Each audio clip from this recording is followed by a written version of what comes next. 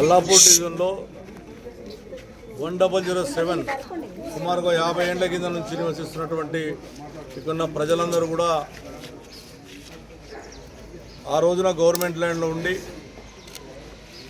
కొనుక్కొని కొంతమంది పట్టాలిచ్చి రెగ్యులరైజ్ చేసుకున్న సందర్భాలు ఉన్నాయి. తెలంగాణ గవర్నమెంట్ ఏర్పడిన తర్వాత తెలంగాణ రాష్ట్ర ప్రభుత్వం ఆ రోజున కేసీఆర్ నాయకత్వంలో ఈ పర్వత నగర్కి 58 కింద పట్టాలిచ్చాం, 59 కింద రెగ్యులరైజ్ చేశాం. అన్ని పగడబందుగా మున్సిపల్ ట్యాక్స్ కానీ వాటర్ ట్యాక్స్ కానీ అన్నీ ఉన్నాయి.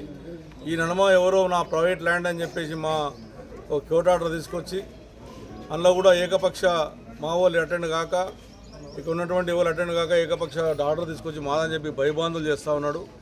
నాకు తెలిసిన మటుకు ఇది ముషాపేట్ అల్లాపూర్ సంబంధించినటువంటి ఓవర్లాప్ ల్యాండ్. ఈ ఓవర్లాప్ ల్యాండ్ ఇప్పుడు సర్వే కాలే. 1947 ఏదైతే స్వతంత్రం 1948లో వచ్చిందో అంతా సర్వే అయింది, కానీ ముషాపేట్ అల్లాపూర్ సర్వే కాలే. ఆ సర్వే చేస్తే గుట్టం బేగంపేటలో ఉన్నటువంటిది అన్నీ కూడా మా కుక్కట్పల్లి మండలికి ల్యాండ్ వస్తుంది తప్ప ఇది అక్కడికి రాదు. ఎవరైతే భయబాంధులు చేస్తున్నారో పోలీసు అధికారులను విజ్ఞప్తి చేస్తూ ఉన్నాను. కోర్టు ఆర్డర్లు పట్టుకొచ్చి ఏదో నంబర్ పట్టుకొచ్చి భయబాంధులు చేస్తే ప్రజలకు ఇబ్బంది పడే ప్రమాదం ఉంది. ప్రజలేమైనా చేసుకుంటే బాధ్యత ఇక్కడ ఉన్నటువంటి సిఐ కానీ ఇక్కడ ఉన్నటువంటి గవర్నమెంటే బాధ్యత వహించవలసి వస్తుంది.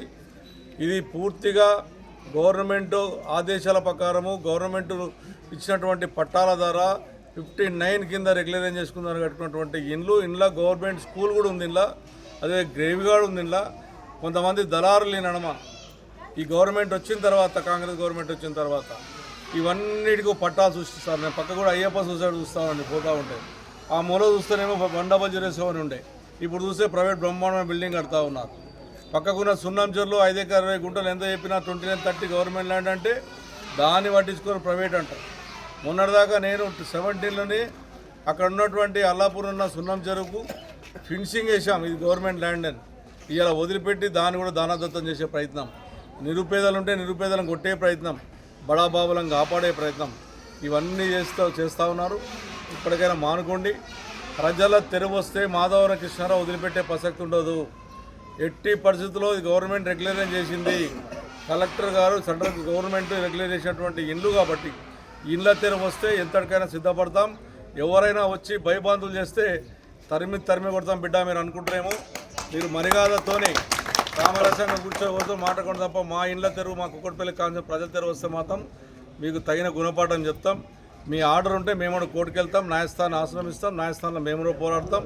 కానీ వచ్చి మీరు బెదిరింపులు కాల్ చేయమని చెప్తే మాత్రం మర్యాద ఉండదు. నేను ప్రజలు కూడా విజ్ఞప్తి చేస్తాను, మీరు భయపడాల్సిన అవసరం లేదు. మీ ఎమ్మెల్యే గారు కాపాడుకుంటాడు. ఖచ్చితంగా అవసరమైతే న్యాయస్థానానికి వెళ్ళిన సరే కాపాడుకుంటాం. మీరేమైనా కబ్జాలు పెట్టినటువంటి ల్యాండ్ కాదు, ఇది గవర్నమెంట్ రెగ్యులరైజ్ చేసిన ల్యాండ్ కాబట్టి మీరు భయపడవద్దని చెప్పి నేను ప్రజలు కూడా విజ్ఞప్తి చేస్తూ ఉన్నాను. ఖచ్చితంగా ఈ గవర్నమెంట్ ఆలోచన చేసుకోవాలి.